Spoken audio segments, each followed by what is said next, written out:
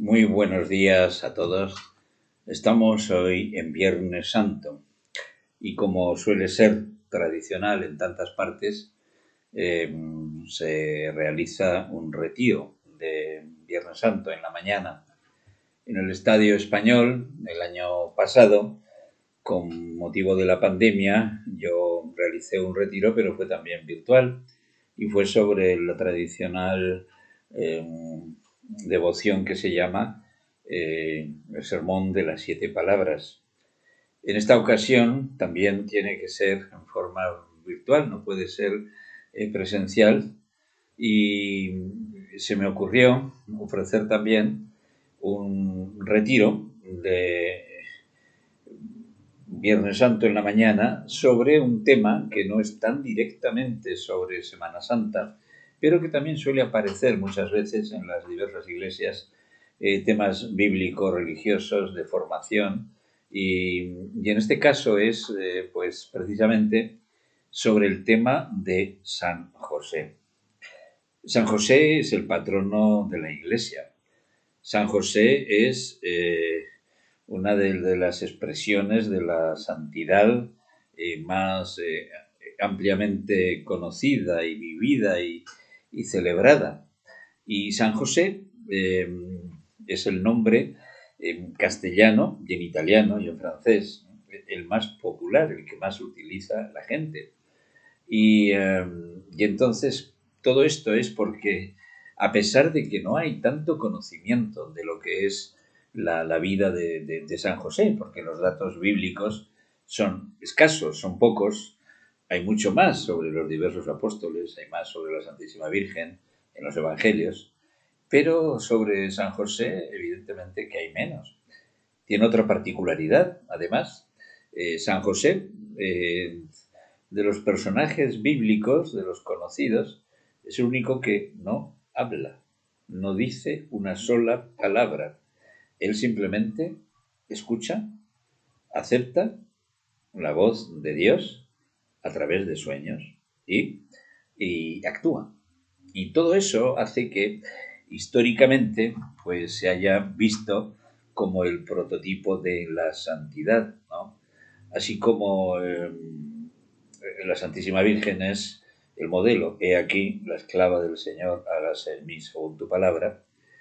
San José es muy parecido, pero con una diferencia, que él, sin embargo, escucha, acepta, accede y no habla, simplemente actúa. Se deja llevar por esa voz de Dios. Y por supuesto, en ese sentido es el modelo, junto con la Santísima Virgen, el modelo de lo que es un proyecto de vida y de lo que es la santidad. Decíamos que es el santo más popular. Su propio nombre es una expresión en hebreo significa Dios dará. Simbólicamente recordamos que existen otros Josés en la historia bíblica. El primero de ellos es el hermano, el último de los hijos de Jacob, ¿no? Del penúltimo de los hijos, el que es vendido por sus hermanos, el que llega a Egipto y el que luego desde allá lo reconoce y hace que su padre y todos los hijos se vayan a vivir allá y se establezcan en la tierra de Egipto. Y entonces luego van apareciendo otros Josés a lo largo también del Antiguo Testamento hasta llegar a José. José, que es de la descendencia de David. Y José, a través de José, prometido, el novio de la Santísima Virgen, a través de él entonces, cuando él acepta a María como su esposa, eran novios, sin vivir juntos, como nos dice claramente el texto bíblico, él acepta ser el padre, el que le pone, porque le dicen sueños, le dice el Señor, que a través del ángel, que él será y le pondrá por nombre Jesús. Jesús significa Dios salva. Y el poner el nombre significaba hacerse cargo, ser representante oficial, ser el pater, como nos dice en latín, el pater putativus, o sea, el padre puesto como supuestamente aceptado como padre legal. Y entonces eso en los documentos históricos de la Iglesia se ponía P.P. Y de ahí fácilmente se fue a decir que en vez de José también se le llamaba Pepe. Entonces, así como existen en castellano nombres populares, se llaman hipocorísticos, es decir, acariciador significa la palabra hipocorístico. Hay muchos que son populares, ¿no? Por ejemplo, Rafael, Rafa, Soledad, Sole, Ignacio, Nacho, Enrique, Quique, Alicia, Ali, Antonio, Toño, Beatriz, Bea, Dolores, Lola, Natividad, Nati, Soledad, también Sole. Son nombres como populares, ¿no? Hipocorísticos, resumidos, tal y cual. Bueno, y el nombre de Pepe es, bueno, es de lo más popular que existe. En italiano igual, Giuseppe, Beppe, Pippo. Bueno, es el nombre más corriente que hay, obviamente, solo o también en compañía. José Luis, José María, José Miguel, María José y tantas otras variedades. Y cuando eso es así a lo largo de toda la historia de la Iglesia, quiere decir que en forma natural, pues la religiosidad popular ha querido tener esa referencia a este santo que es nada menos que el patrono de la Iglesia Universal, de la Iglesia Católica. De San José tenemos acá una imagen que es una de las más clásicas. Hay dos imágenes sobre San José. Una de ellas que es un San José dormido, un San José acostado y que existe en muchas estatuas. Hay gente que la tiene en su casa, un San José que está acostado para indicar que la palabra de Dios le llega pues a través del dormir, a través de los sueños. Y otro, el San José más tradicional, que está en las iglesias, es el que tenemos aquí en la imagen nuestra. Y esta imagen que está aquí es una de las opciones de San José teniendo al niño Jesús. En su mano derecha lleva una vara de nardo o de azucena. Y el niño Jesús está en esta imagen, que es una de las más tradicionales, con una bola que está expresando como el mundo, ¿no? Ya desde pequeño como el Señor del universo, el Señor del mundo.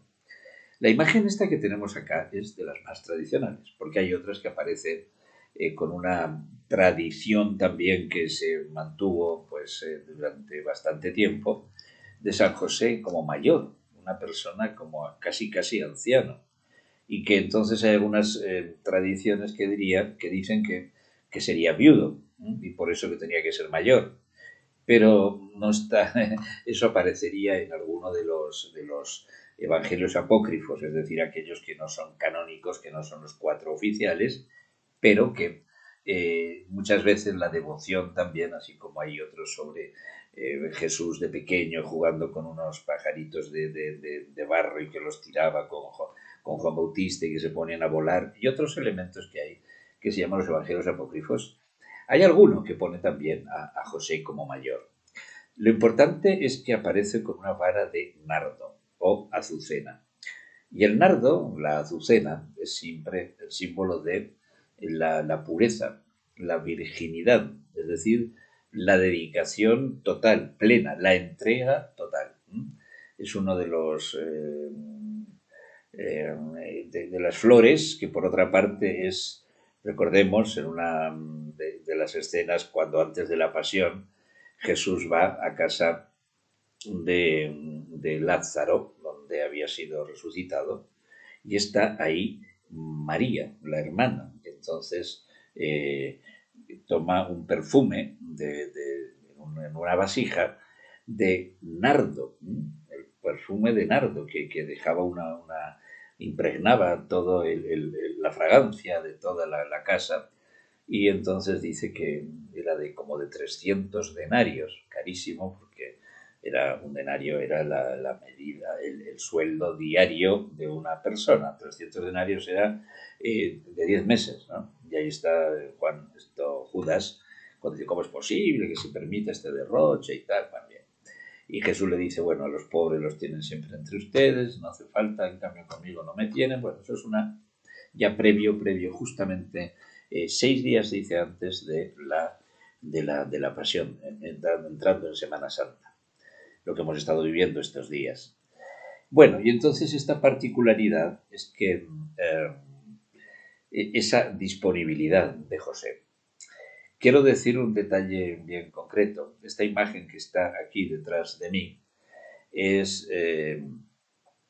ha sido adquirida por el Estadio Español, porque por esas cosas de la vida, la devoción a San José es grande, es amplia en toda la Iglesia. De hecho, hay congregaciones religiosas a nombre de San José, josefinos y también josefinas, y hay multitud de instituciones que están relacionadas con San José.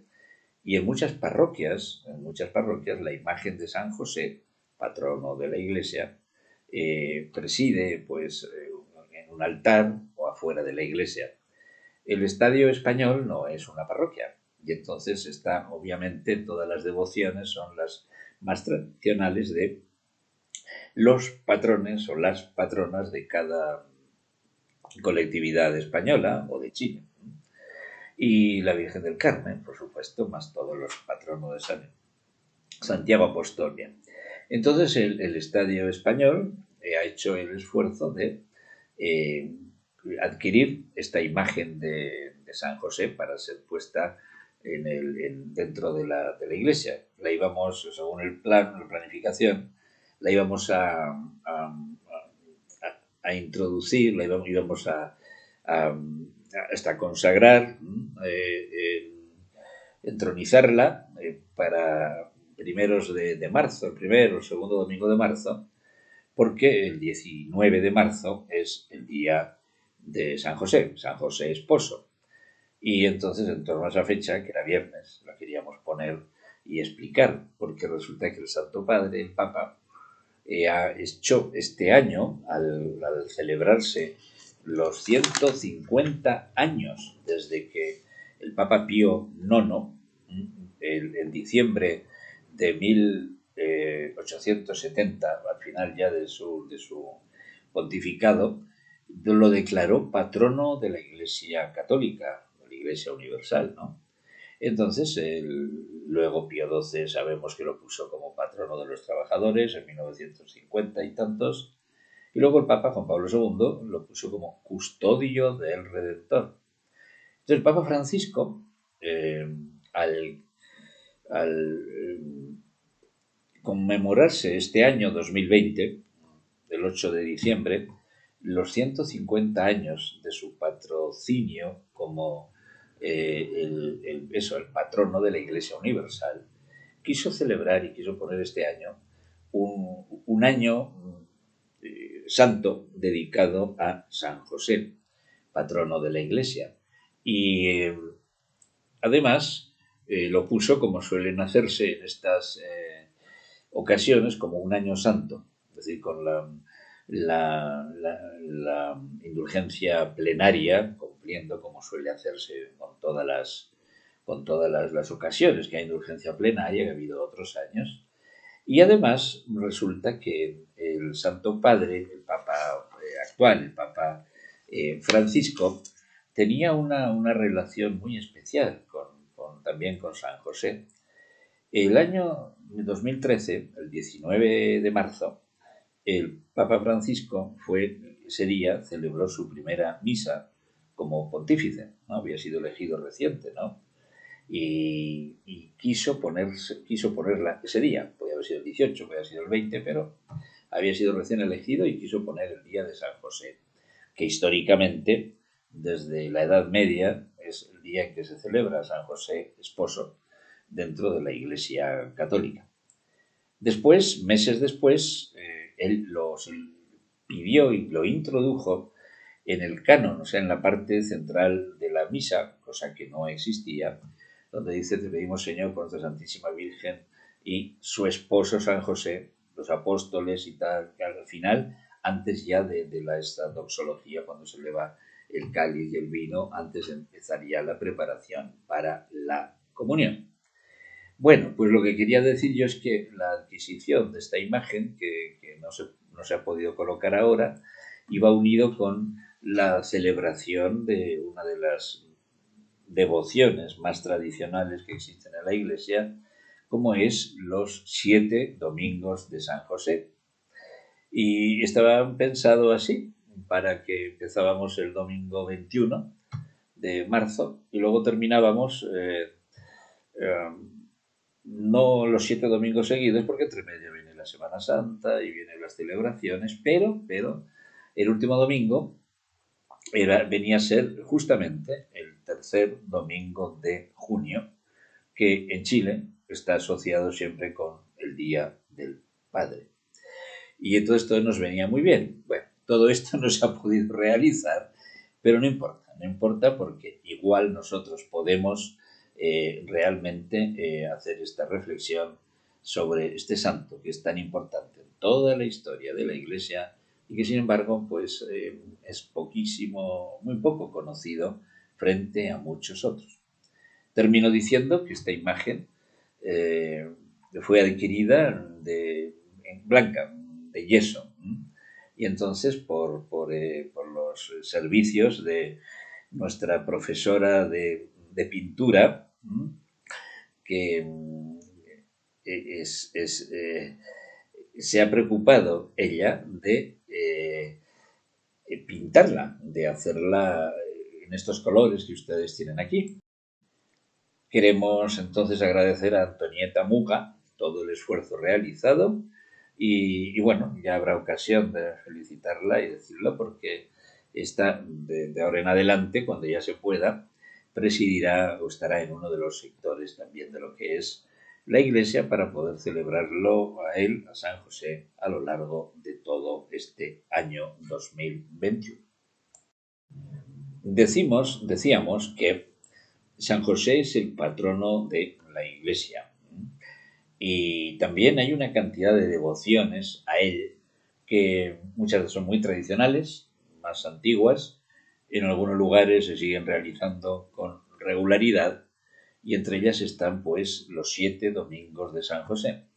En el hemisferio norte esto suele empezarse en enero más o menos para que pueda coincidir el séptimo domingo con precisamente la fiesta de San José, el esposo de la Santísima Virgen. Y también hay otras celebraciones que son pues el mes de San José, la novena de San José, el triduo de San José y una devoción muy tradicional también que se llama los 7 dolores y los 7 gozos de San José. Dependiendo de las parroquias, dependiendo de la devoción de las personas, de las comunidades, de la historia del pueblo, del lugar, hay una u otra celebración. También hay una famosa que es los 7 dolores de la Virgen para celebrarlo en torno a lo que es la Dolorosa, la Virgen Dolorosa, por ahí por septiembre, ¿no es cierto? El 15 de septiembre. Y bueno, pues el Santo Padre, este año, al celebrar estos 150 años, se le ocurrió hacer una carta apostólica. No es una encíclica, que es la que habla de la doctrina eclesial en la que todo católico debe de seguir. No es una exhortación apostólica, que tiene un nivel un poco inferior en cuanto a nivel dogmático, pero que son mucho más numerosas, lógicamente, los grandes documentos son menos, ¿no? Y que tiene también son sobre temas específicos, ¿no? Y que a lo largo de la historia pues ha habido muchísimas importantes, pero esta es simplemente otro nivel que se llama carta apostólica. Y esta, el Santo Padre la imprimió, la ofreció, está fechada el 8 de diciembre del año 2020, justamente los 150 años del patrocinio de San José por parte del Papa Pío IX. Y esta le quiso llamar Patris Corde. Recordemos que cada documento eclesial suele ser nombrado por las dos primeras palabras del tal y que suele estar en latín, ¿ya?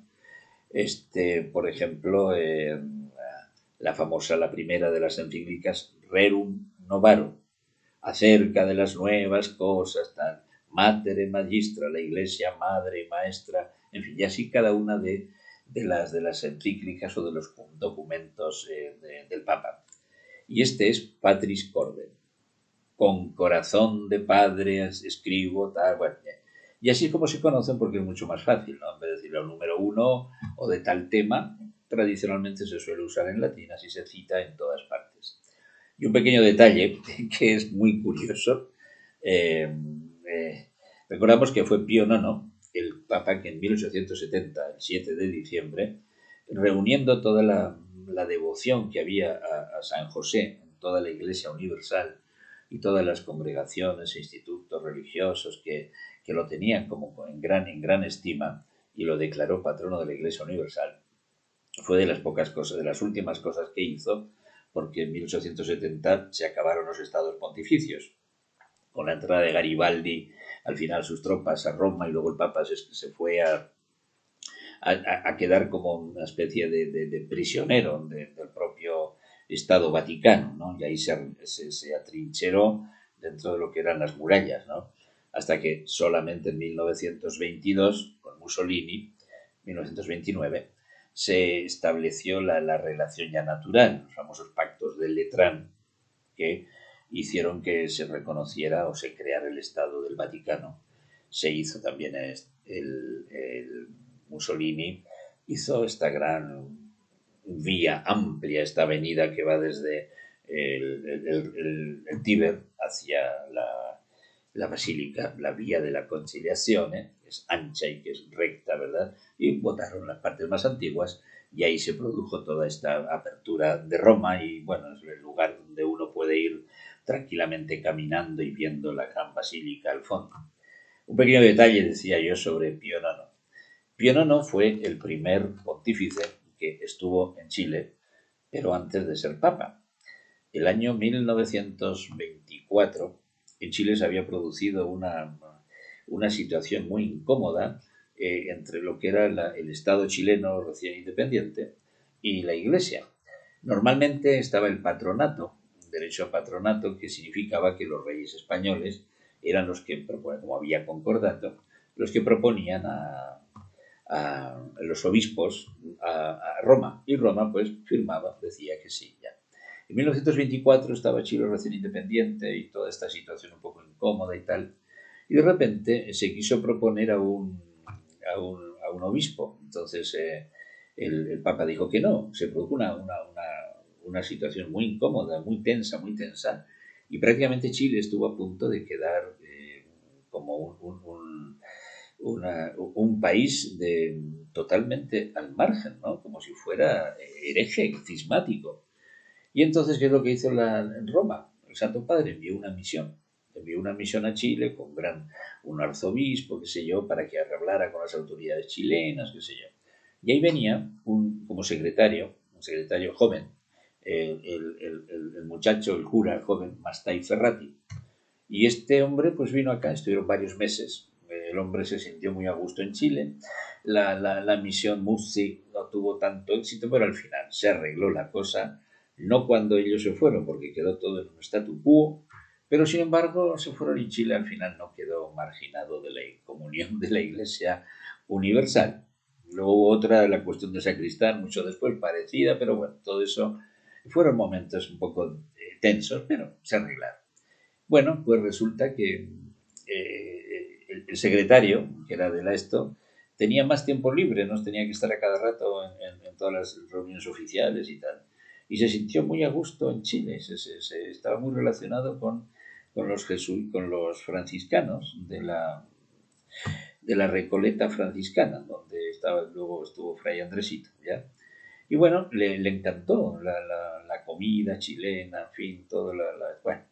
Y luego volvió a estar allá al Vaticano y poco a poco, los años 20 o 15 años después, fue elegido papa.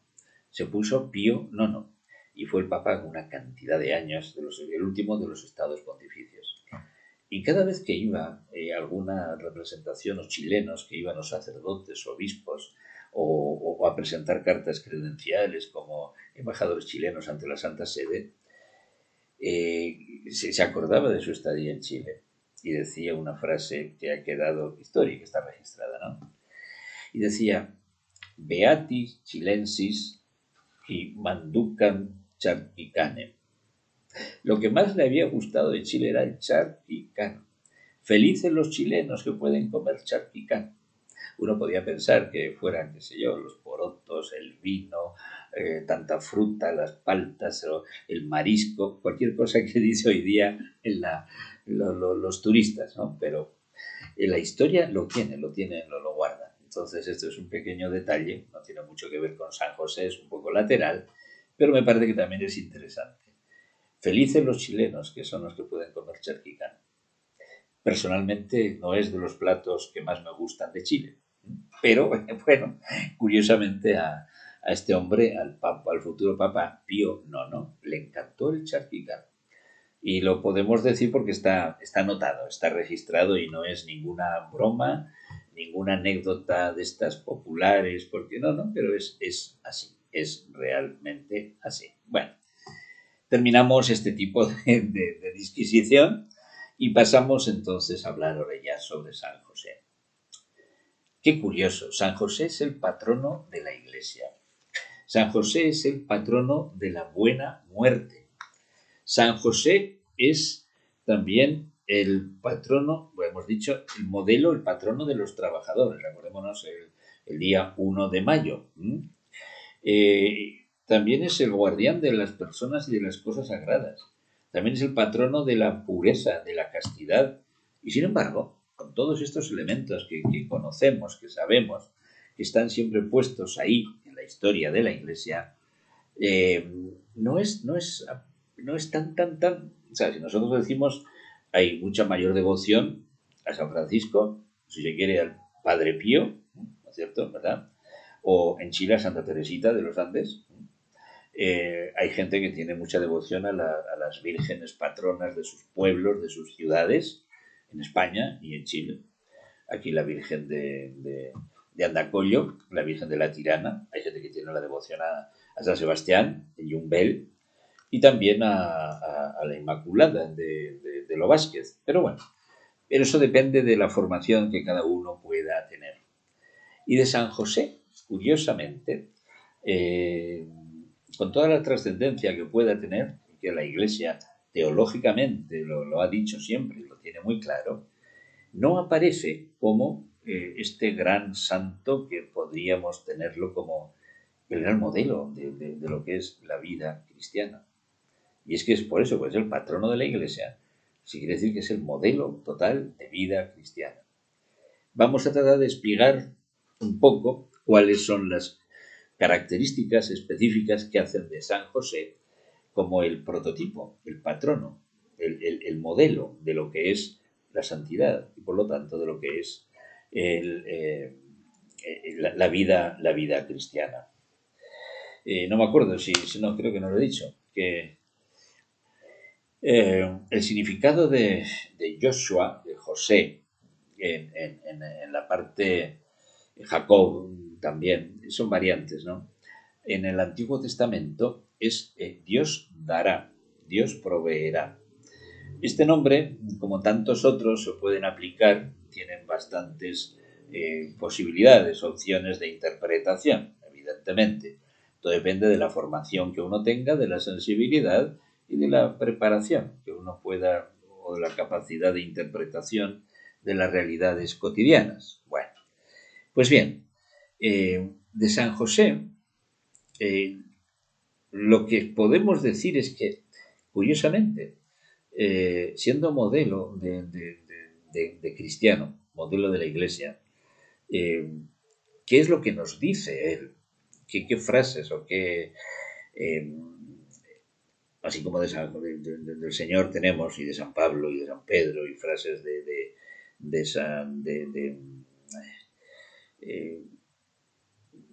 de tantos santos y de algunos de los personajes bíblicos? De la Santísima Virgen no hay mucho, pero bueno, pero hay suficientes. He aquí la esclava del Señor, hágase en mí según tu palabra. Bueno, Pues resulta que de San José la particularidad es que es de todos los personajes bíblicos que aparecen, es el único que no habla. No habla absolutamente nada. Y es curioso, todo lo que sabemos de él aparece únicamente en 2 de los 4 evangelios. Sabemos que el último evangelio, el de San Juan, es posterior a los 3 primeros. Los 3 primeros suelen llamarse sinópticos, en el sentido de que uno puede, con una observación, una mirada así como en paralelo, los pone en conjunto y prácticamente desde San Marcos, que es el más antiguo, el primero que se escribió, los otros 2 están basados en él, en general con otras fuentes, con otros datos, pero se pueden ver como paralelamente entre los 3. Pues bien, de los 3 evangelios sinópticos, Marcos el primero, Mateo y Lucas posteriores, aunque en las Biblias aparecen en el orden de Mateo, Marcos, Lucas, San Juan. Mateo es el más largo, Marcos, al ser el original, obviamente es el más corto, y los únicos que hablan de San José son Mateo y Lucas. Fundamentalmente son los únicos que hablan de la infancia de Jesús. Marcos empieza cuando ya Jesús es adulto y cuando va a empezar su vida pública. En cambio, Mateo y Lucas nos proponen lo que se llama los evangelios de la infancia, es decir, todo aquello que nosotros conocemos que fuera desde, qué sé yo, el anuncio del ángel a María,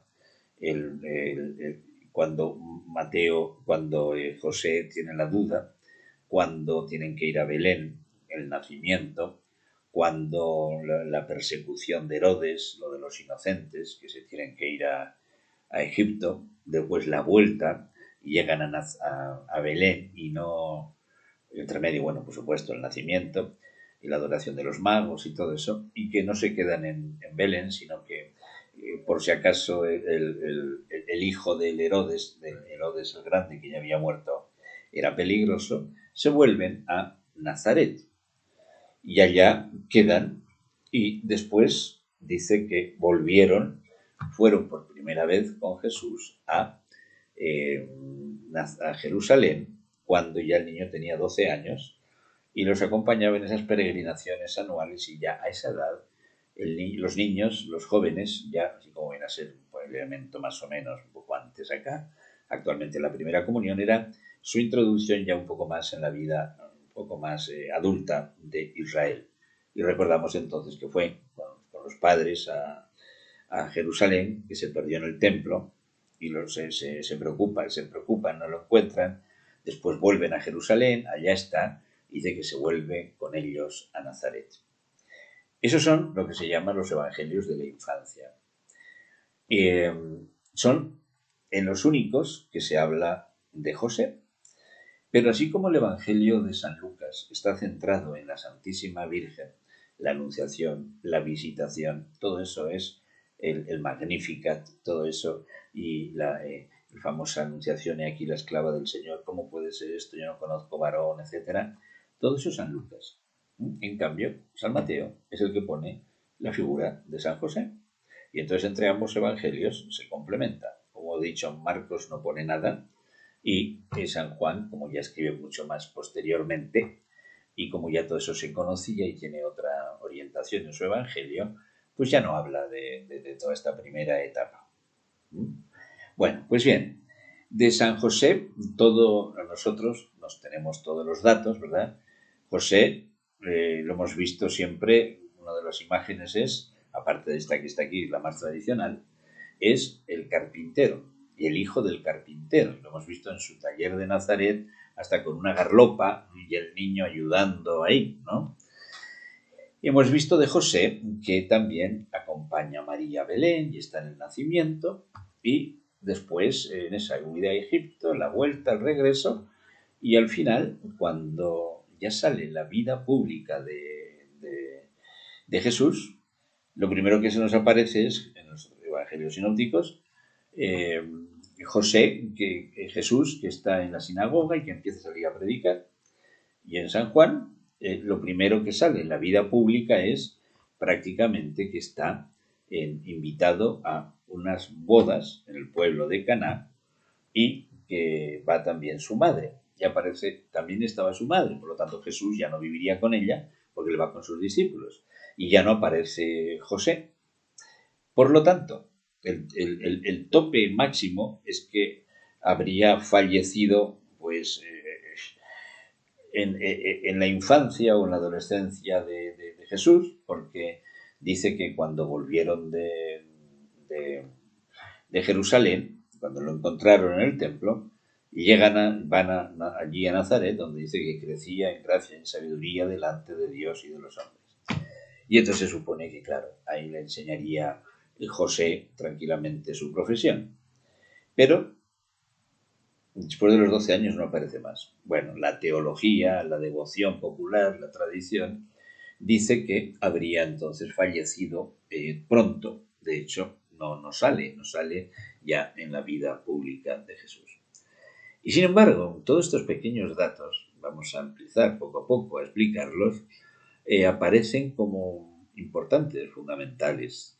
Tanto que para un cristiano, y quizá lo importante es eso, seguir meditando, seguir nosotros tratando de ver cuáles son los aspectos, los elementos centrales de la vida de un santo que nos hacen tratar de aprender, de crecer en nuestra fe, fijándonos en lo que es ese modelo que a lo largo de 20 siglos de la Iglesia nos lo proponen precisamente como el santo de los santos, ¿no?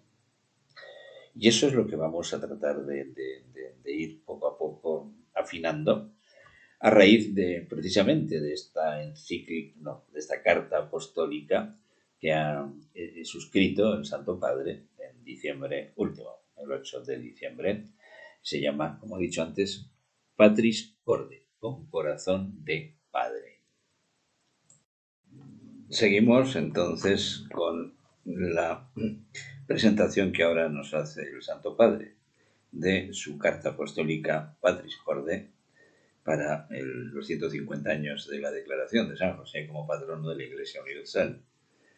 La ventaja que podemos tener en estas grabaciones online es que si de repente podemos hacer una pausa, descansar un poco y luego poder continuar por si nos parece como muy larga el retiro, la charla. Esa es una ventaja que no se puede hacer cuando no está en forma presencial. Decíamos entonces que la carta empieza Patris Corde, con corazón de padre, así José amó a Jesús, llamado en los 4 evangelios el hijo de José. Decíamos que son poquitos los datos que se nos proponen de Jesús, de José, y que solamente están en el evangelio de San Mateo y en el evangelio de San Lucas, fundamentalmente el de San Mateo. Dice, el resumen de los datos bíblicos que se nos ofrecen es que fue un humilde carpintero, desposado con María, un hombre justo, siempre dispuesto a hacer la voluntad de Dios manifestada en su ley, y a través de los 4 sueños que tuvo, después de un largo y duro viaje de Nazaret a Belén, vio nacer al Mesías en un pesebre, porque en otro sitio no había lugar para ellos. Fue testigo de la oración de los pastores y de los magos. Tuvo la valentía de asumir la paternidad legal de Jesús, a quien dio el nombre que le reveló el ángel. Como se sabe, entre los pueblos antiguos poner un nombre a una persona o una cosa significaba la pertenencia. Recordémonos a Adán en el relato inicial del libro del Génesis. En el templo, 40 días después del nacimiento, José junto a la madre presentó al niño al Señor y escuchó sorprendido la profecía que Simeón pronunció sobre Jesús y María. Para proteger a Jesús de Herodes permaneció en Egipto como extranjero.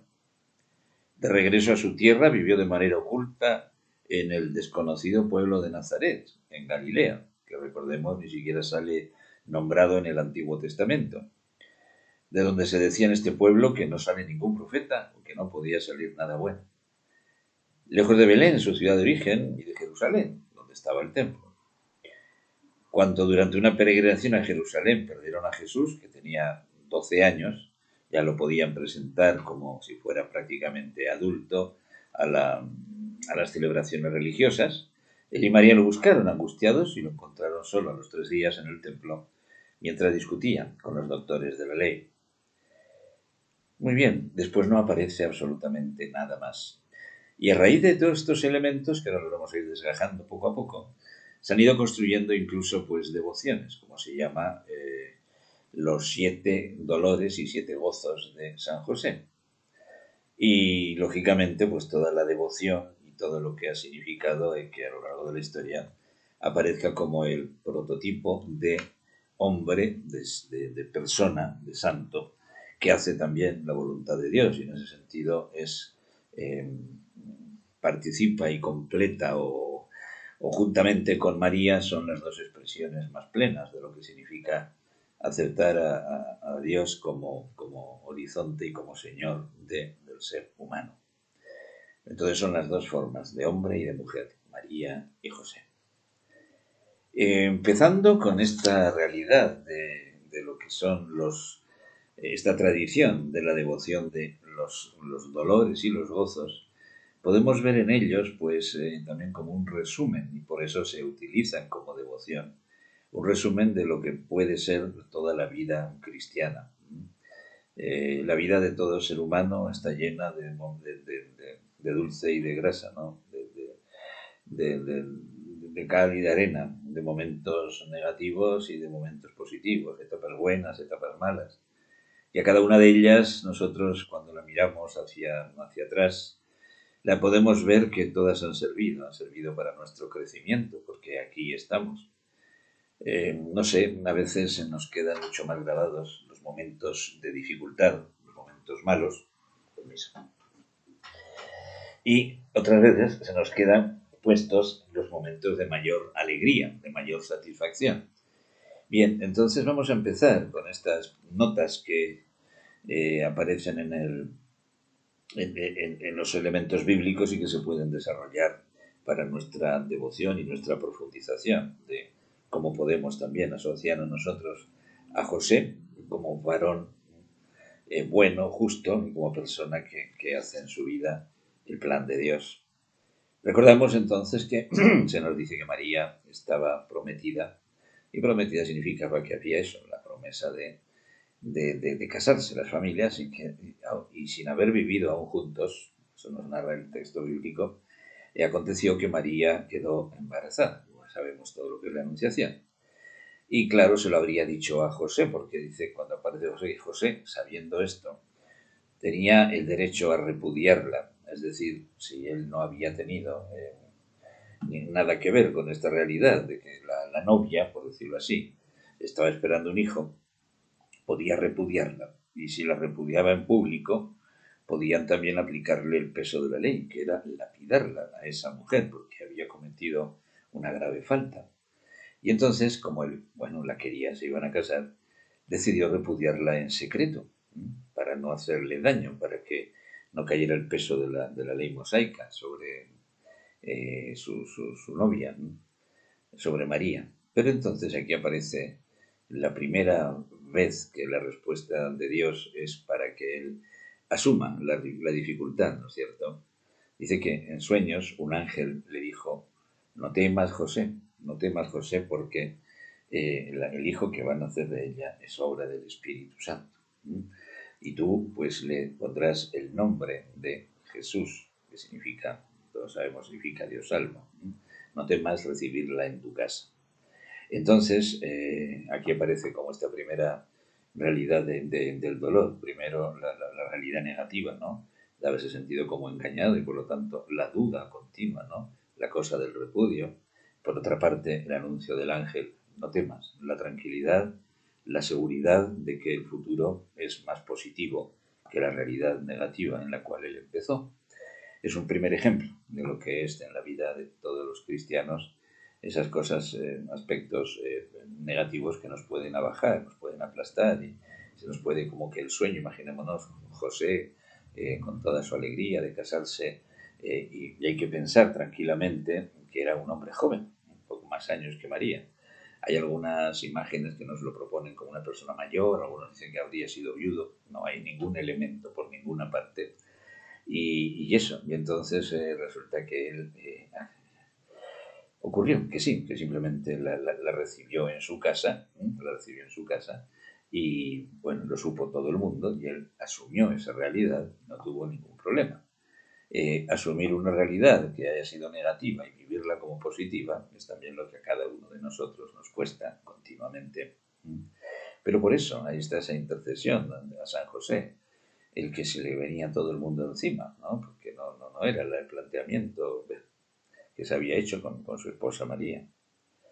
Bien, después de eso, el segundo momento es que se produce este censo que obliga al emperador, y era para que no saber exactamente cuánta gente estaba en su imperio, sino saber en cada lugar cuántos impuestos podría colocar para recibir más dinero. O sea que no era una cosa como tan, no sé, una cuestión simplemente de saber dónde había más necesidades, ¿no? Los pueblos, los lugares, no era nada de positivo lo que había hecho este emperador, Augusto.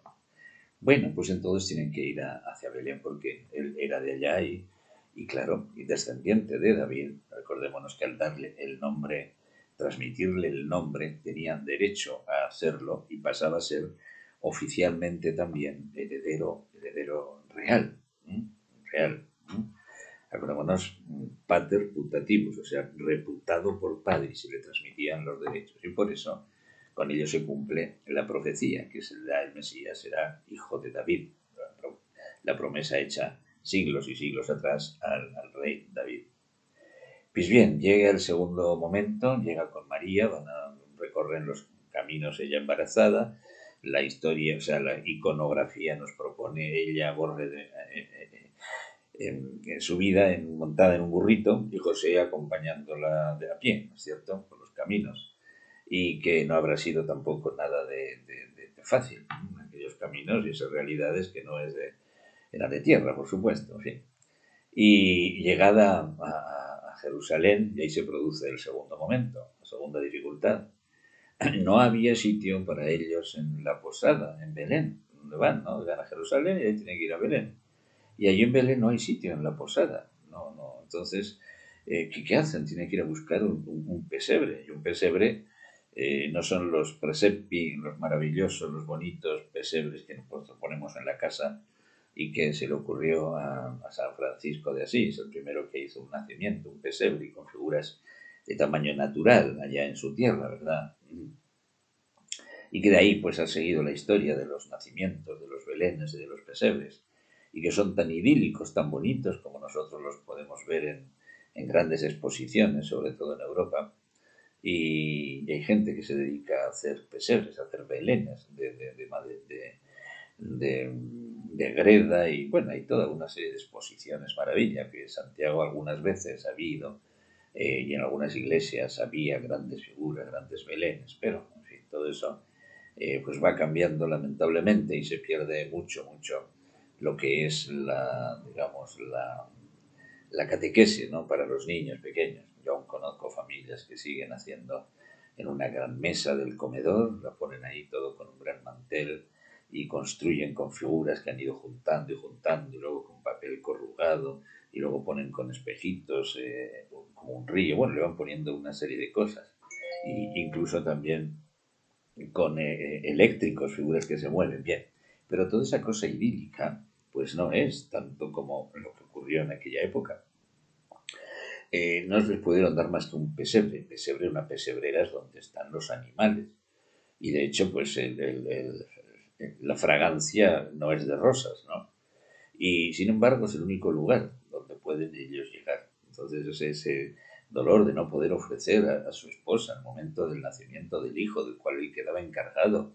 Por supuesto que es también una cosa como que le puede desanimar a cualquiera. Este es lo que se llamaría el segundo dolor de José. Pero queda rápidamente transformado con la alegría del nacimiento y la adoración de los pastores y posteriormente de los magos.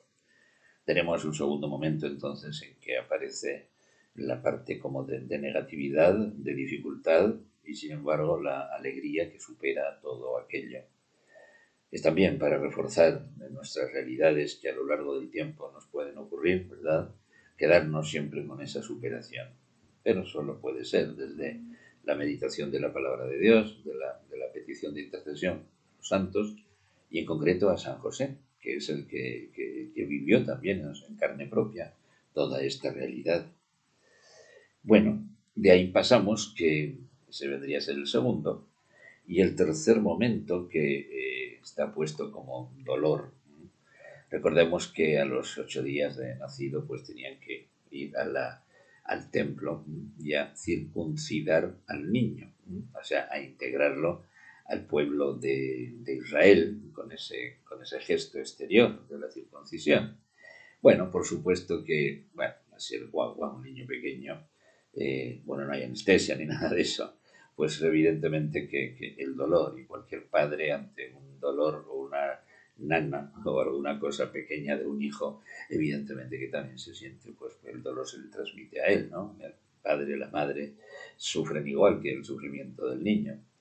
Pero bueno, juntamente con todo eso, rápidamente, él le puede poner el nombre de Jesús. Entonces eso lo adopta y dice, yo soy su padre oficial, ¿no?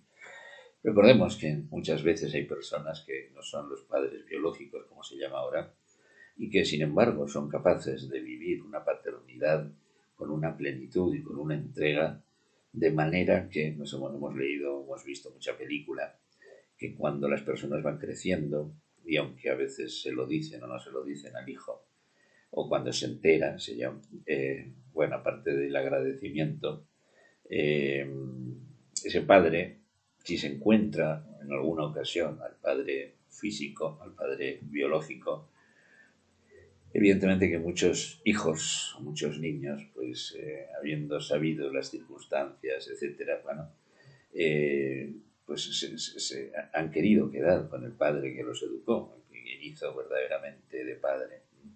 Eso también es una gran satisfacción para ese gesto de entrega, de asumir a quien no es propia sangre y sin embargo ser capaz de esa actitud de servicialidad continua.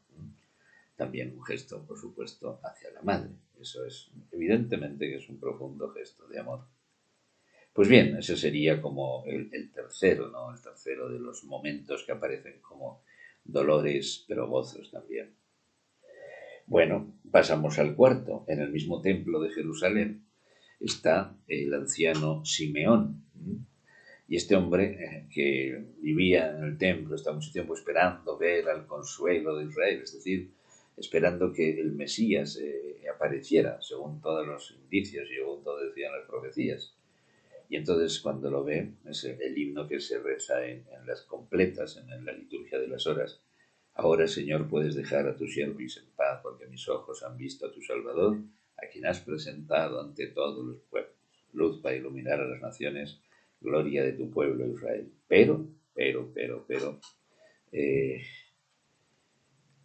al mismo tiempo le dice que una espada, le dice a la Virgen, una espada te atravesará el corazón para que se pongan de manifiesto los sentimientos de las personas.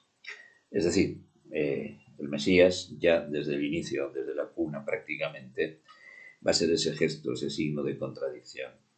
Y por supuesto, pues para José, sin saber hacia dónde iría todo ello, porque no se especifica más, una espada a la mujer atravesará el corazón, será puesto como causa de división entre todas las personas.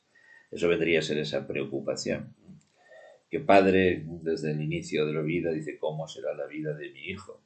¿Qué situaciones? ¿Qué le deparará el destino? Y sobre todo cuando, como creyendo, lógicamente, como tenían esa fe en los ancianos y toda la esperanza del pueblo de que el Mesías llegaría, pues ya se empieza a dar cuenta que va a ser de una forma difícil, incómoda, cuando le avisa eso de la espada, atravesará el corazón a la madre, ¿no? A María. Pero, sin embargo, pero este será puesto, y aquí viene la otra parte, la contraparte, será puesto como causa de salvación para todos los pueblos. A pesar de las formas y a pesar de los dolores y del sufrimiento, al final será la salvación. ¿Cuántas veces también en nuestras vidas las personas estamos expuestas a realidades que a lo mejor desde el inicio son complicadas, son difíciles. Un hijo que a lo mejor nace con dificultades físicas o neurológicas o emotivas, y que sin embargo esa entrega y esa actitud y ese saber que siendo hijo de Dios va a poder realizarse en él también ese plan, y además ser el padre y acompañar y hacer crecer a un hijo, hace que tantos padres evidentemente se desvivan precisamente por aquellos que están con más dificultades, lo cual pues es otra expresión, otro gran gesto de amor. Pasamos a lo que sería el número 5. No alcanzan a disfrutar María y José del niño que han tenido, del Salvador que ha venido, cuando son advertidos que esta realidad de los magos y que tienen que irse porque Herodes lo busca para matar. Y resulta que, claro, toma otra vez José para a María y al niño y hacia Egipto por unos terrenos que ni conocían, que no eran fáciles.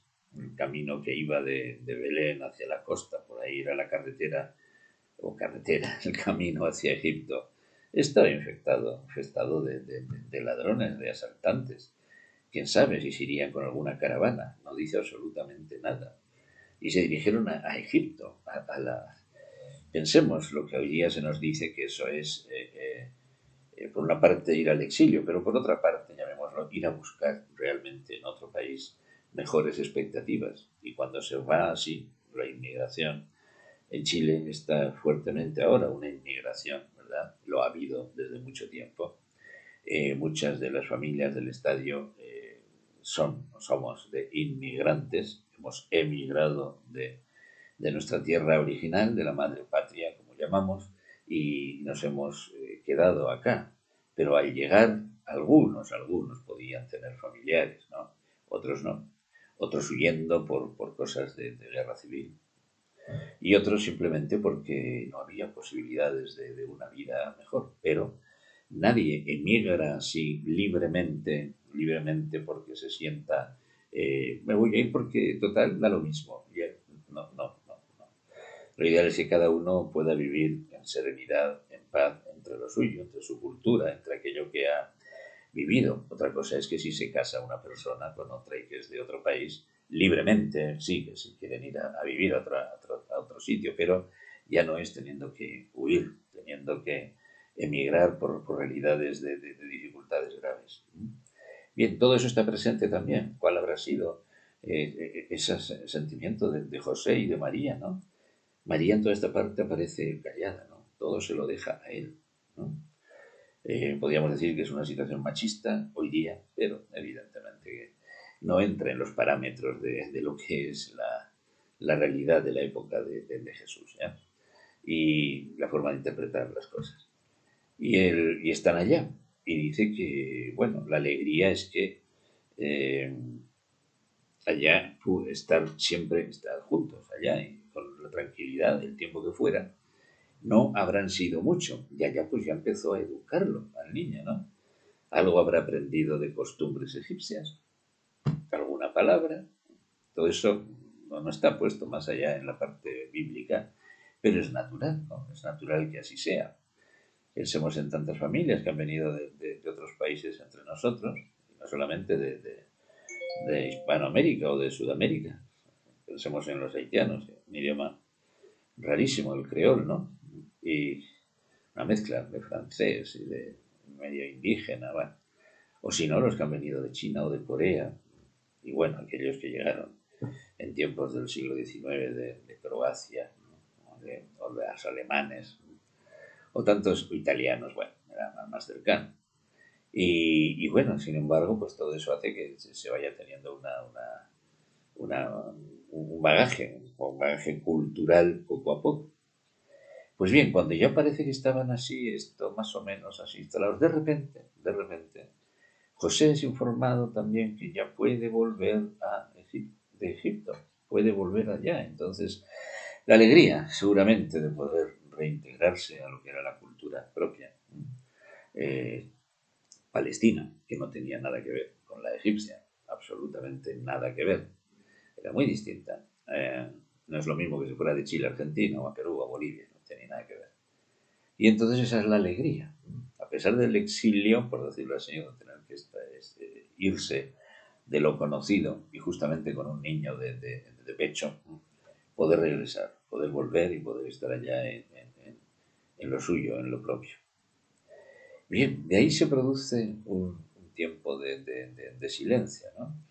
Y deciden irse a Nazaret, al pueblo de donde se habían casado, de donde era María y de donde vivía José, que era carpintero o artesano en maderas y a lo mejor en cueros, más o menos lo que se nos dice en los textos bíblicos. Y allá entonces se nos narra la última presencia real de José es que corresponde la integración ya a la realidad litúrgica en el templo, la fiesta de ir una vez al año a Jerusalén, al templo. Lo demás eran las sinagogas, eran solo lugares de oración. El templo era el lugar, el Sancta Sanctorum, la presencia de el arca, la presencia de las tablas de la ley, lo que era la presencia que hay es prácticamente real de Dios, de Yahvé. Y entonces, bueno, van en caravana con otras personas del pueblo, porque el camino, pues, tampoco era nada de fácil, y ladrones, asaltantes, como en tantas partes. Y llegan allá bueno, después de haber estado en la celebración, no se nos dice más, se vuelven. Se nos dice en el texto bíblico que, bueno, pues iban grupos de hombres hablando entre ellos y de mujeres hablando entre ellos. Y cuando llegaron a un momento de descanso, hijo de Jesús, no está contigo, no tampoco contigo, no, no, no. Y Jesús se ha perdido, se ha perdido. Bueno, hay madres que de repente en grandes aglomeraciones o en ferias, ¿no? ¿Cierto? Estas ferias de tipo de espectáculos y de, como bueno, nos acordamos de la FISA o de algunas otras ferias grandes, ¿no? En el Parque O'Higgins, de repente, grandes aglomeraciones de público, de repente se nos dice, hay un niño perdido, están los papás desesperados, lógicamente. Normalmente son encontrados, ¿no? Y a veces han quedado jugando por un lado, no se han dado ni cuenta, o están simplemente con una persona que les ha entretenido y dices, quédate aquí, ya te llevaremos, pero durante todo ese tiempo, pues es una cosa terrible, ¿no? ¿Dónde estará? ¿Dónde estará? Y los padres se desesperan. Bueno, pues ese es el séptimo dolor, ¿no? Porque el sexto es eso, que cuando había llegado de Egipto, resulta que tiene que volverse, porque lo van a perseguir. Ha muerto Herodes, pero está otro de los hijos, Arquelao. Y entonces era también, parece igual de malo que el anterior, y ahí es donde decidieron irse allá, otra vez la suspensión. Se me había pasado, ¿no? Estamos en la suspensión de la actividad. En vez de quedarse en Belén, donde tenía parentela José, deciden irse allá a Nazaret porque lo podrían tener peligro.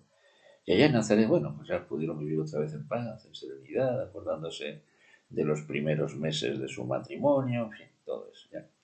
Y en este último caso, decimos que van a Jerusalén a buscar y de repente lo encuentran que está en el templo y dice, ¿por qué me buscabais? ¿No sabíais que tengo que preocuparme de las cosas de mi padre? José y María se quedarían perplejos, no entenderían mucho, pero tranquilamente, bueno, lo tomaron y 12 años, entonces era mucho más infantil la actitud y la madurez de un niño, 12 años y considera muy niño todavía, no como los 12 de ahora, que son unos grandes expertos en computación, ¿verdad? Y en celulares. No. Entonces era un niño muy dependiente, muy niño. Y después sube la situación, pues como. Pero sin embargo, al final, pues van y vuelven tranquilamente a Nazaret. Y la alegría de poder vivir allá, la alegría del encuentro y de estar en lo que serían estos años iniciales de la vida oculta del Señor. Y ahí ya no se nos habla absolutamente más de José. Dice que se llevó con ellos a Nazaret y les estaba sujeto y crecía en gracia y sabiduría delante de Dios y de los hombres. Ese es el resumen para indicar que iba creciendo en armonía con los padres y jugando y aprendiendo seguramente el oficio, y no aparece más José, porque cuando se nos narra ya Jesús adulto, el primer elemento que sale en unos evangelistas es que va ya a Nazaret un día, un sábado, a la, a la sinagoga. En otros textos se nos aparece que es bautizado por Juan. Pero el primer elemento relacionado con cosa de familia es San Juan, y es las bodas de Caná. Caná es un pueblecito de Galilea, cerca de Nazaret, y serían pues medio parientes, medio conocidos. Y dice que estaba José con sus discípulos allá en esas bodas. Y dice, y también estaba invitada María. Daría a entender que José ya vivía con sus discípulos fuera de casa, y si estaba María y no estaba José, lo cual era rarísimo, pues la deducción natural que todos hacemos es que obviamente habría fallecido. Y nunca más, no aparece absolutamente nada más. Y aquí nosotros ahora podemos resumir más todas estas actitudes de José. Para cada uno de los llamados momentos de dolores y frente a los gozos, la respuesta que da José simplemente es aceptar la voluntad de Dios. Pero así como hemos dicho que hay otros personajes, por ejemplo, cuando está Samuel, que es respetado despertado en la noche, ¿verdad? Por una voz cuando está de joven sirviendo al sacerdote Elí para prepararse para su misión en el templo y el sacerdocio, se despierta y cree que el Señor, que Elí le ha llamado.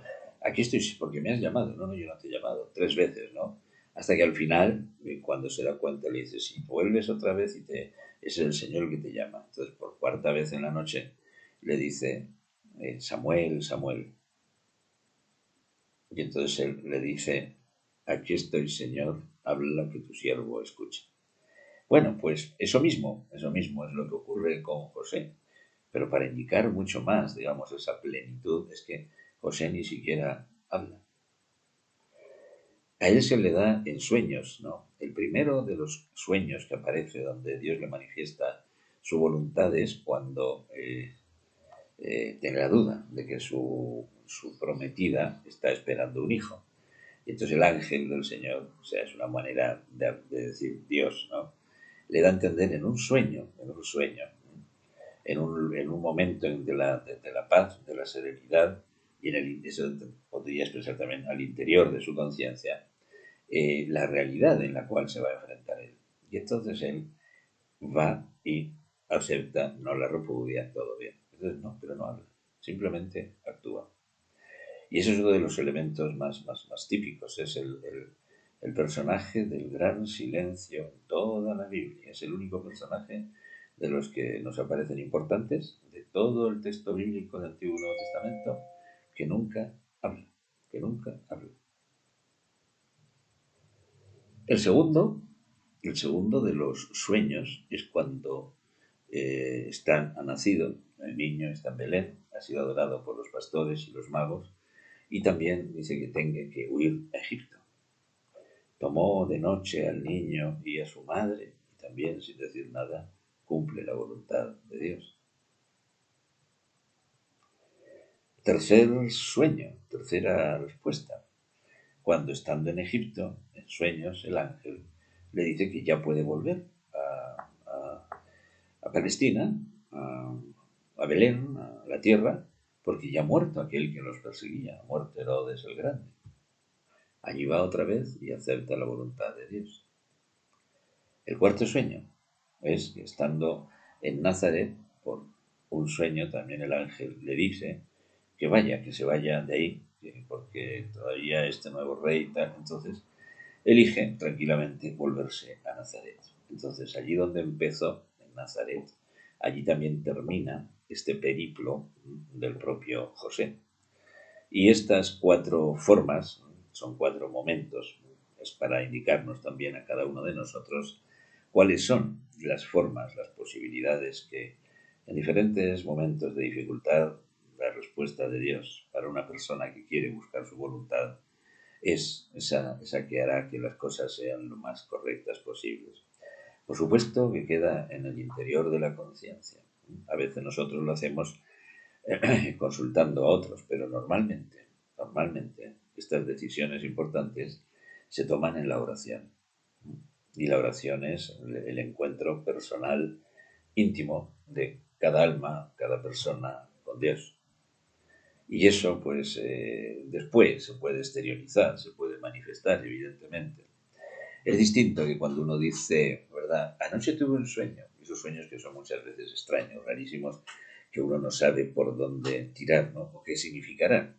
Acordémonos Freud, todo aquello que sacó con toda esa su teoría del inconsciente y de todo eso, ¿verdad? O bueno, luego Jung, que también le cambió un poco. Pero bien, más allá de eso, lo que da a entender sin psicologías, sino en forma más sencilla, es que es en la conciencia de cada uno donde uno, si quiere, porque era varón justo en el sentido que esperaba también la redención de Israel, igual que María esperaba el Mesías, igual que los padres de María, igual que Simeón y Ana, aquella otra mujer que estaba también en el templo en Jerusalén cuando presentaron al niño recién nacido. Y eran eso, las personas justas. Hay tantas personas buenas, justas, en nuestra existencia, que normalmente en su vida silenciosa, sin hacer aspavientos, sin que aparezcan por ninguna parte en la prensa, sin que nadie les llame, sin que nadie les ofrezca salir en la televisión, etcétera, etcétera, cumplen toda aquella misión que el Señor les da. En dificultades, en problemas, en pequeñez, en pobreza, en enfermedad, en soledad. Y sin embargo, son capaces de haber vivido esta plenitud de entrega ante Dios. Y por eso, entonces, San José, madurándose a lo largo de la historia, la teología y la vida de los creyentes, ha ido apareciendo como ese gran modelo. El Santo Padre, bueno, la historia de la Iglesia nos lo propone como con diferentes patronazgos o patrocinios, ¿no? Primero es el patrono y abogado a la hora de la muerte también. ¿Por qué? ¿Esto de dónde viene? Pues de una deducción que tranquilamente podemos hacer de los textos, los datos bíblicos. Si se van a Nazaret y allá crece y está hasta los 12 años y luego sigue hasta los 30 que, que sale más o menos a anunciar el reino de Dios, eh, la muerte de José, pues naturalmente, pues habrá ocurrido en casa, al lado de José, al lado de Jesús y de María.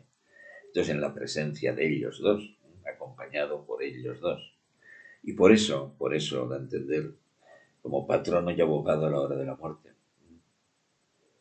La muerte estaría llena de paz, de esperanza, ¿no? A nadie como a José le habrá cerrado los ojos al morir el mismo Dios, porque está presente en su Hijo, Dios y hombre, y en María, aquella por quien vino la salvación al mundo. Y por eso hay tanta gente que se encomienda a él como el patrono de la buena muerte. Por otra parte, también José es en 1955 el Santo Padre, el Papa Pío XII, frente a la celebración del día 1, que era el día del trabajo. Él también lo puso patrono, ¿verdad? Como San José, obrero, San José, lo puso como el patrono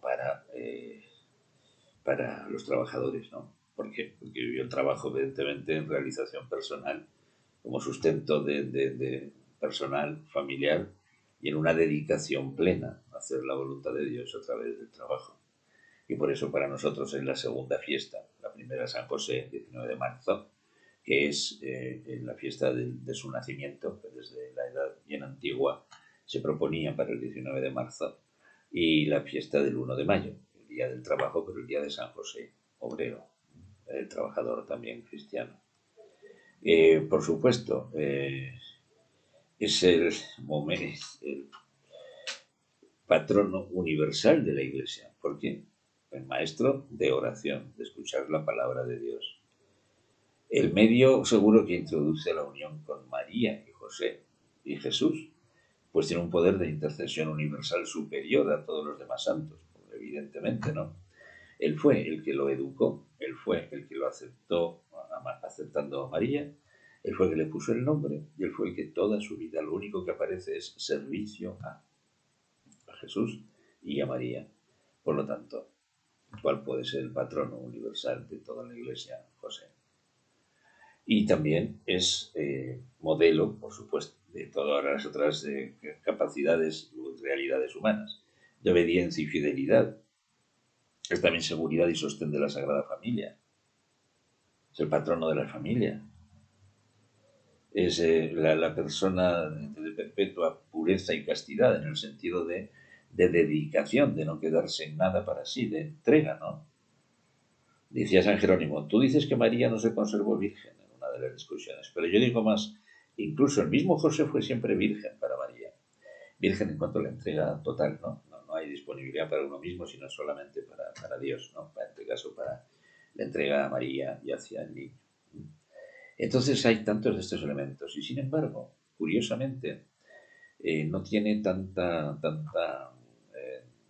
como devoción, no es tan popular como muchos otros santos, ¿no? Que ahí cada uno conoce las diferentes devociones. Pero vamos también a hacer alguna reflexión sobre este gran poder de intercesión que tiene San José y que nos lo propone Santa Teresa de Ávila.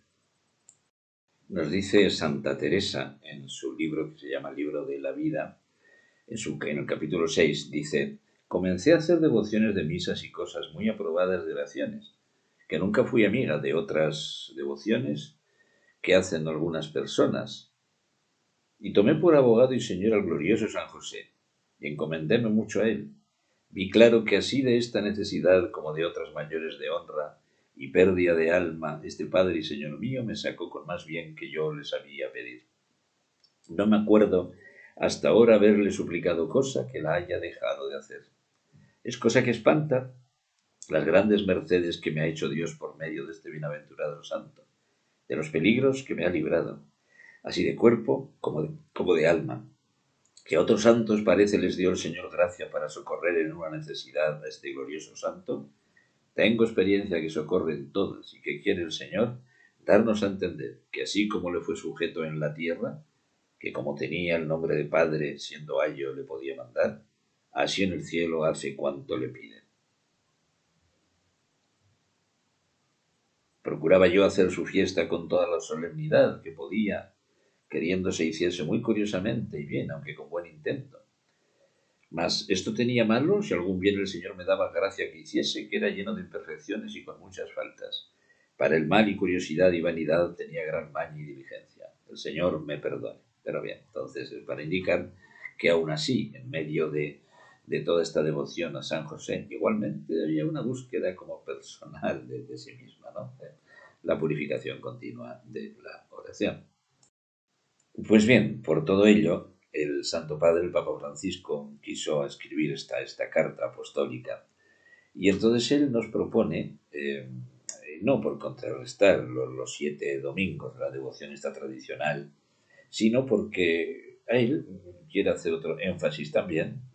Dice que le propone como siete títulos también, que son los siguientes: Padre amado, Padre en la ternura, Padre en la obediencia, Padre en la acogida, Padre de la valentía creativa, Padre trabajador y Padre en la sombra. Cada uno de estos títulos, por decirlo así, estos 7, el propio Papa lo va desarrollando en media paginita, y la carta apostólica como tal, Patris Corde, está en internet. No hace falta en las librerías comprarla, está puesta todo el texto y son 9 páginas, 9 caras a oficio. Ahí está puesta. No, son realmente de tamaño carta, son exactamente 12, sí, 11 de caras, 11 páginas de tamaño carta. Bueno,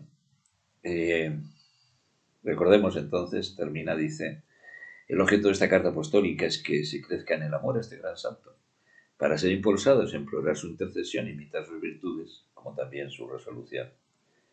La misión específica de los santos no es solo conceder milagros y gracias, sino la de interceder por nosotros ante Dios, como lo hicieron Abraham y como hace Jesús, único mediador, que es nuestro abogado ante Dios Padre, ¿no? Entonces los santos ayudan a todos los fieles a la plenitud de la vida cristiana y a la perfección de la caridad. Su vida es una prueba concreta de que es posible vivir el Evangelio.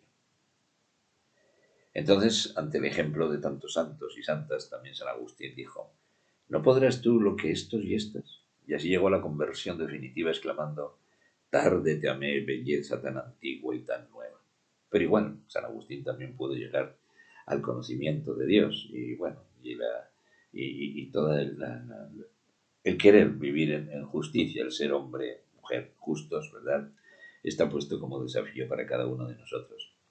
Eh, Dice el Papa, termina diciendo: no queda más que implorar a San José la gracia de las gracias, nuestra conversión. Y es la oración con la cual él termina. Hay otras, evidentemente, ha habido históricamente oraciones para pedir a la intercesión de San José, pero esta es la que propone él al final y que a lo largo de este año se supone que evidentemente va a ser rezada continuamente en misas y cuando haya posibilidades de reuniones religiosas o de liturgias. Y dice así: salve, custodio del Redentor y esposo de la Virgen María.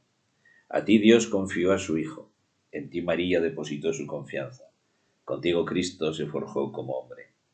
Bienaventurado José, muéstrate Padre también a nosotros y guíanos en el camino de la vida. Concédenos gracia, misericordia y valentía, y defiéndenos de todo mal. Amén. Y al terminar estas reflexiones para esta mañana de Viernes Santo, les quiero recordar que si tienen acceso a Internet, en YouTube, baste que coloquen San José, devoción, San José, el misterio de su vida, San José, patrono de la Iglesia, para que aparezcan muchas links, aparezcan varios como charlas, como reflexiones, incluso alguna película completa hecha por la radio y televisión italiana. Hay mucho material hoy día, cada vez hay más y tenemos esa posibilidad de aprovechar ello para nuestra formación.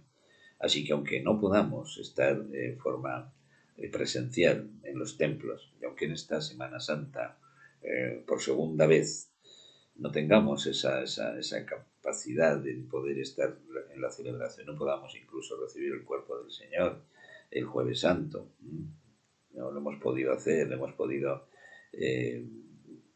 durante mañana, sábado, pues también el gran día del silencio, silencio de María, pero es el silencio de José también. Podemos decir en nuestra vida cuánto se fragua en este silencio. ¿Cuánto nosotros podemos decir que es eso? En el gran silencio se escucha la voz de Dios. Recordemos San Juan de la Cruz, ¿no? Dios, no, San Agustín, ¿no? Dios es más íntimo, Deus intimio íntimo me. Dios es más íntimo que mi propia intimidad. Dios está más profundamente en mi alma, en mi corazón, que en la realidad de lo que yo a mí mismo me conozco. Por supuesto que son frases muy bonitas, muy significativas, muy alentadoras. El deseo entonces en esta vivencia de este Viernes Santo es que, si bien nos hemos quedado con toda esta parte de lo que es los sufrimientos y los dolores de José, nos quedamos también en los gozos. Es el Viernes Santo, pero es el domingo de resurrección. Hacia allí tenemos que ir. Y si en la vida creemos que nos ha tocado más Viernes Santo que Domingo de Resurrección, basta que miremos a nuestro alrededor y veamos que hay muchísima gente que lo ha tocado, que le ha tocado muchísimo peor, y que sin embargo han hecho de su vida un gran ofrecimiento, una gran disposición para que en su vida, lo de la Santísima Virgen, ¿no? Hágase en mí según tu palabra. Aquí estoy, Señor, para hacer tu voluntad. Y eso es lo que cada uno de nosotros debiera poder ofrecer también a los demás. En la medida que cada uno está más lleno de Dios, está más vacío de sí mismo. Para ello, eso hay que saber vaciarse. Y para ello hay que saber hacer como los santos, que fueron en su vida, no nacieron santos, ¿no? Se fueron haciendo. Igual que los seres humanos no nacemos plenos, sino que vamos respondiendo a las diferentes instancias de los sueños, es decir, de la conciencia de que Dios está con nosotros para responder. Así que les dejo con estas reflexiones. Ojalá hayan podido ser útiles. Y ustedes saben que, bueno, es el Viernes Santo, pero se puede también eh, revisar y mirar cómo queda en la red, pues para otra ocasión. Bueno, que el resto de esta Semana Santa que hemos empezado hoy, seguramente muchos de ustedes la continuarán con nuestro tradicional Vía Crucis esta tarde de viernes. Y si no pueden ir, porque es difícil, la vigilia pascual la pueden ver también por internet de alguna de las iglesias o incluso la televisión, el Santo Padre. Y el domingo también nos podamos juntar en la celebración ya de la misa de la resurrección del Señor. Que tengan entonces muy buena celebración y muy buena plenitud de Semana Santa. Y recuerden la intercesión de San José, el hombre del silencio, el hombre que en su vida fue el gran colaborador de la Santísima Virgen para hacer que la Sagrada Familia fuera el gran modelo para todos nosotros, para todas nuestras familias. Muy buenos días, buenas tardes.